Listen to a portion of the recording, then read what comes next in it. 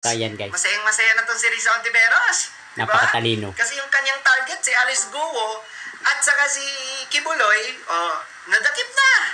Sana lang after nyan ay bababa ang presyo ng mga pangunahing bilihin.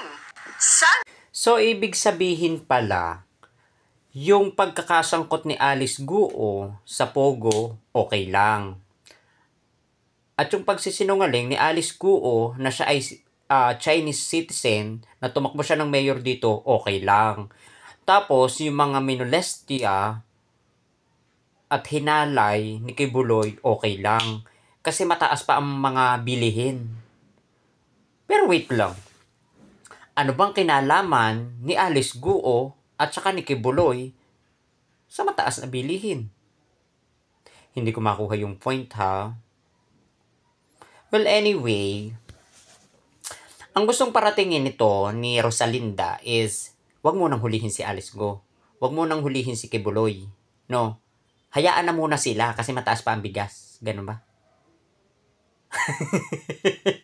Hindi ko makita yung point mo ha, Rosalinda. So, ayun ha, keep safe and God bless. Ipagpatuloy mo lang yung katalinuhan mo. Napakatalino mo. Grabe.